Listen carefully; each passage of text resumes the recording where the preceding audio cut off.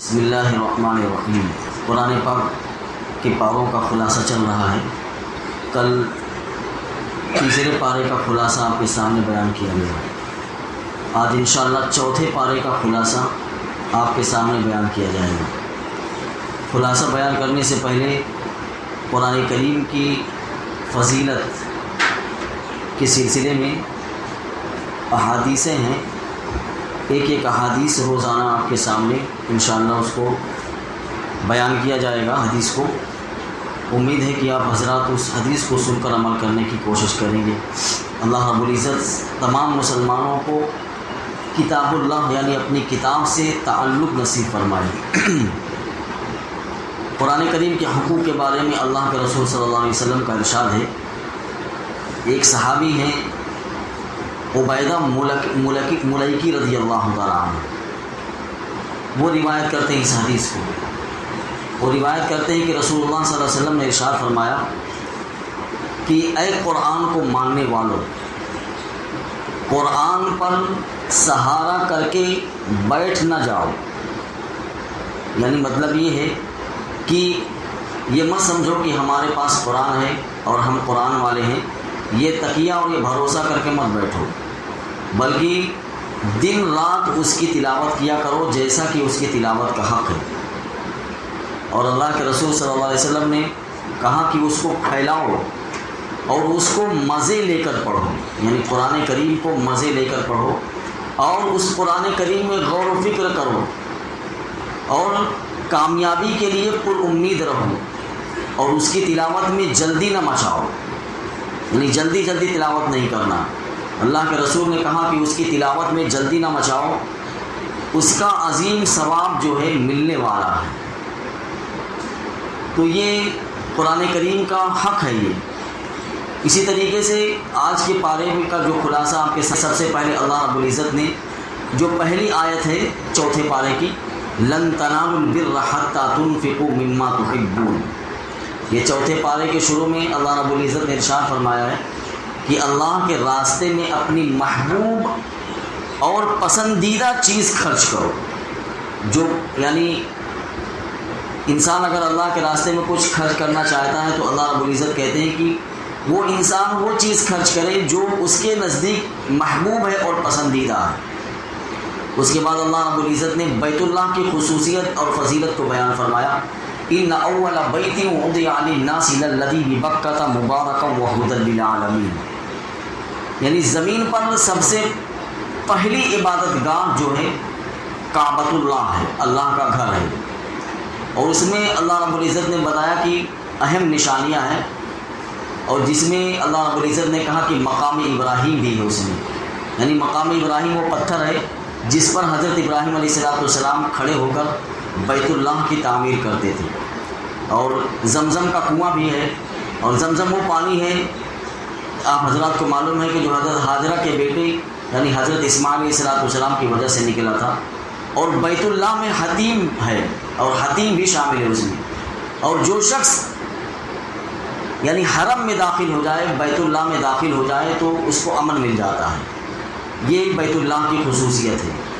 اس کے بعد اللہ رب العزت نے اسی یعنی ایک آیت کے بعد حج کی فرضیت کے بارے میں بیان کیا ہے کہ وَلِلَّهِ عَلَى النَّاسِ حِجُّ الْبَيْتِ مَنِ اسْتَطَاعَ إِلَيْهِ سَبِيلًا، کہ جو شخص سفر وغیرہ کے اخراجات برداشت کر سکتا ہو اور اپنے پیچھے جو گھر والے ہیں وہ گھر والوں کے گزر بسر کا انتظام بھی اس کے پاس ہو، اور وہاں جتنے دن قیام کرنا ہے وہاں قیام کا خرچہ بھی اس کے پاس ہو، اور اگر عورت ہے تو اس کے ساتھ محرم بھی ہو، تو ایسے شخص پر جو ہے اللہ رب العزت کہتے ہیں کہ حج فرض ہو جاتا ہے، اور فریضہ حج کی ادائیگی میں کوتاہی نہیں کرنی چاہیے، جیسے حج فرض ہو اس کو ادا کر لینا چاہیے۔ اس کے بعد اللہ رب العزت نے اہل سنت والجماعت کا تذکرہ کیا، یوم تبیض وجوہ وتسود وجوہ، یہ قیامت کے دن اہل سنت والجماعت کے چہرے جو ہے سفید ہوں گے، اور جو اہل بدعت ہوں گے اللہ رب العزت کہتے ہیں کہ ان کے چہرے قیامت کے دن سیاہ ہوں گے۔ اس کے بعد اللہ رب العزت نے اس امت محمدیہ کی فضیلت کو بیان کیا آیات میں، کنتم خیر امۃ اخرجت للناس تأمرون بالمعروف وتنہون عن المنکر وتؤمنون باللہ، یعنی اس امت کی خصوصیت بیان فرمائی. اس امت کی خصوصیت یہ ہے کہ اللہ رب العزت پر وہ ایمان لاتے ہیں اور امر بالمعروف کرتے ہیں، یعنی نیکی کا حکم کرتے ہیں، اور نہی عن المنکر بھی کرتے ہیں، یعنی برائی سے روکتے بھی ہیں. تو امر بالمعروف اور نہی عن المنکر کا بہت اہتمام کرنا چاہیے. جو جائز اسباب ہیں نیکی کی طرف لانے کے، ان کو اختیار کرنا چاہیے، اور جو جائز اسباب ہیں گناہ سے بچنے کے، ان کو اختیار کرنا چاہیے. تو نیکی اور گناہ یہ دونوں چیز، یعنی اگر انسان نیکی کا حکم کرتا رہے اور برائی سے نہ روکے، تو یہ امر بالمعروف اور نہی عن المنکر نہیں ہے. یہاں تعریف جو کی گئی ہے امر بالمعروف اور نہی عن المنکر دونوں کرنے کی. اس کے بعد اللہ رب العزت نے فرمایا یا ایھا الذین آمنوا لا تتخذوا بطانۃ من دونکم لا یألونکم خبالا. یہ دیکھیے قرآن کریم میں اللہ رب العزت نے کفار اور منافقین سے دلی دوستی کو منع فرمایا. میں اس سے پہلے بھی جو کل گزشتہ آیت گزر چکی ہے اس میں بھی کفار کے بارے میں ہے، اور یہاں بھی اللہ رب العزت فرماتے ہیں یا ایھا الذین آمنوا لا تتخذوا بطانۃ من دونکم لا یألونکم خبالا ودوا ما عنتم قد بدت البغضاء من افواہہم وما تخفی صدورہم اکبر. یعنی اللہ رب العزت کہہ رہے ہیں کہ منافقین اور کفار سے جو ہے قلبی دوستی اور قلبی تعلق مت رکھو. کیوں؟ کیونکہ وہ تمہیں نقصان پہنچانے کے در پہ رہتے ہیں، اور ان کے دلوں میں جو بغض ہے اور ان کے دلوں میں تمہارے لیے جو حسد پوشیدہ ہے وہ ان کی اعلانیہ باتوں سے زیادہ سخت ہے. وہ چاہتے ہیں کہ مسلمانوں کو دین اور دنیا کی پریشانی لاحق ہو. ہاں البتہ اگر رکھ رکھاؤ یا وقتی ضرورت ہے تو الگ چیز ہے. اس لیے کافر سے جو ہے دلی دوستی یہ جائز نہیں ہے.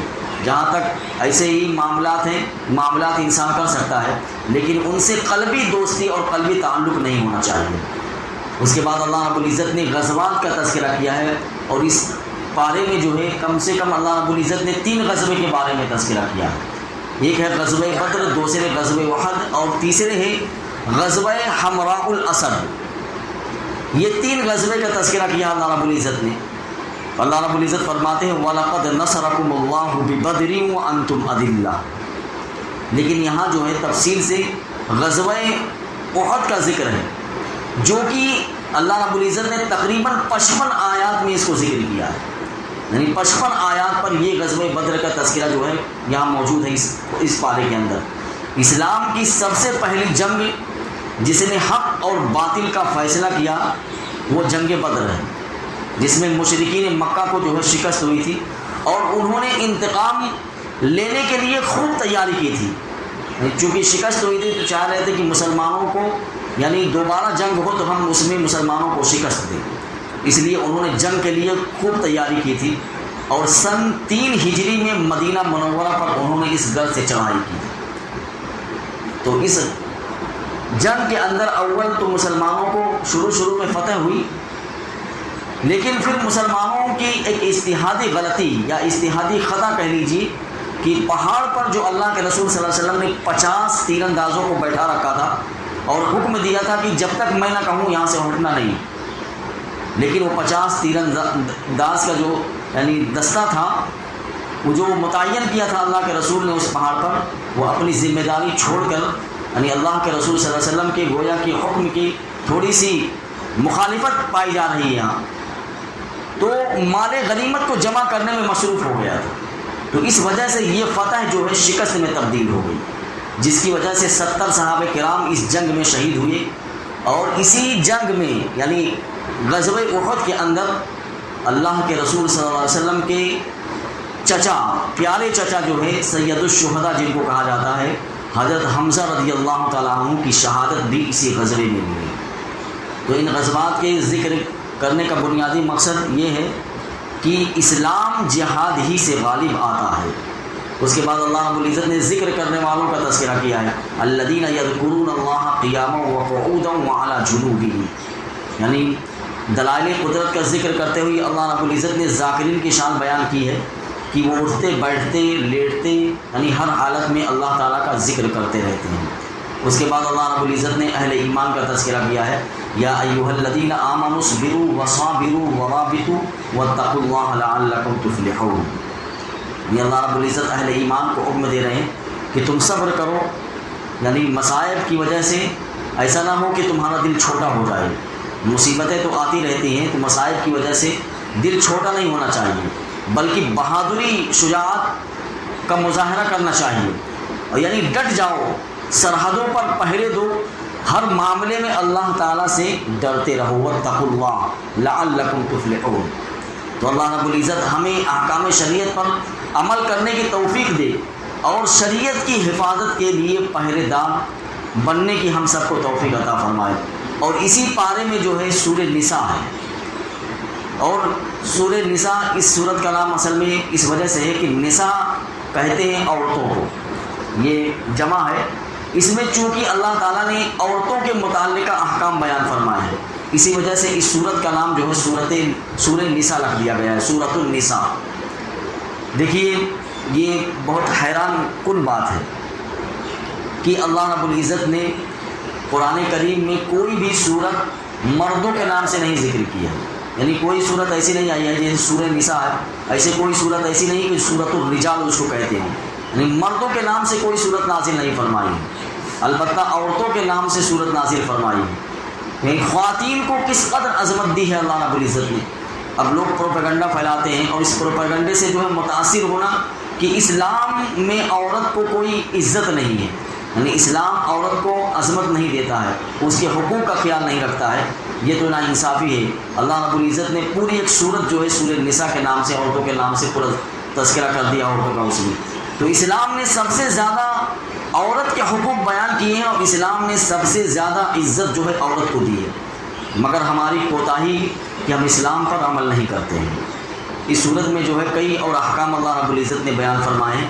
یتیموں کے مال کے بارے میں اللہ رب العزت نے بیان فرمایا، وَآتُوا الْيَتَامَىٰ أَمْوَالَهُمْ وَلَا تَتَبَدَّلُوا الْخَبِيثَ بِالطَّيِّبِ۔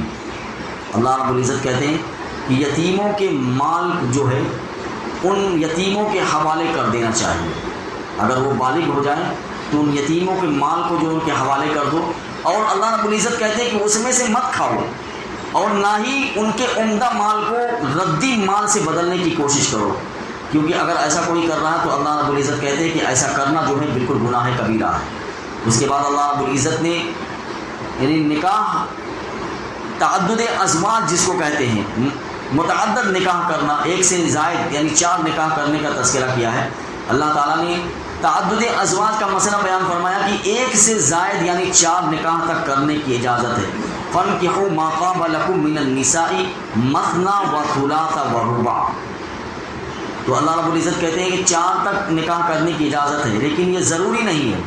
اگر کسی شخص کے پاس طاقت ہے، ہمت ہے اور اسباب ہیں، اور وہ انصاف کرتا ہو یعنی بیویوں کے درمیان، تو ذہن نشین فرما لے کہ ایک سے زائد شادیاں کرنا اس کے لیے پھر افضل ہے، لیکن ایسا نہیں ہوتا عام طور پر، حقوق میں کوتاہی ہوتی ہے، تو اگر حقوق نہ ادا کر سکتا ہو تو اس پر مواخذہ بھی سخت ہوتا ہے۔ تو اگر حقوق کی نہ رعایت کر سکتا ہو اور انصاف بھی نہیں کر سکتا ہو تو ایک سے زائد شادیوں پر اس کو اگر چیک قدرت ہے، وہ اس کے پاس پیسہ ہے، مال و دولت ہے، لیکن اس کو ڈر ہے کہ میں انصاف نہیں کر سکوں گا، اور میں بیوی کی یعنی 2 بیویوں کے 3 بیویوں کے حقوق کو ادا نہیں کر سکتا ہوں، تو پھر ایک ہی نکاح پر اکتفا کرنا اس کے لیے بہتر ہے۔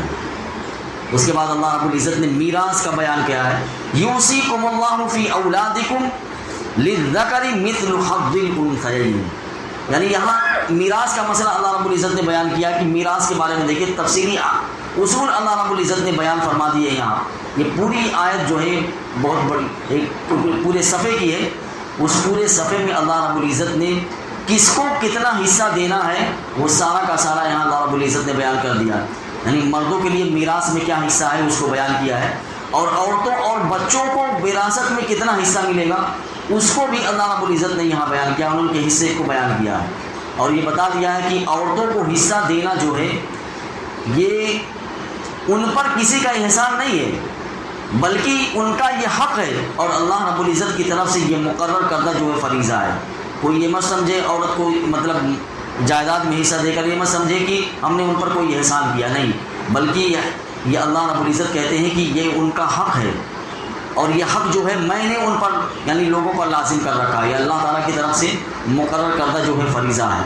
تو ہم سب مسلمانوں کو غور کرنا چاہیے کہ ہم یعنی اپنے باپ کے مرنے کے بعد ہم اپنی بہنوں کو باپ کی پراپرٹی میں کتنا حصہ دیتے ہیں۔ یہ ہر مسلمان جو ہے غور کرے کہ باپ کے مرنے کے بعد میں اپنی بہنوں کو حصہ دیتا ہوں یا نہیں۔ اس کے بعد اللہ رب العزت نے محرمات کا بیان کیا ہے، حرمت علیکم امہاتکم و بناتکم و اخواتکم، پوری آیت ہے ایک لمبی سی۔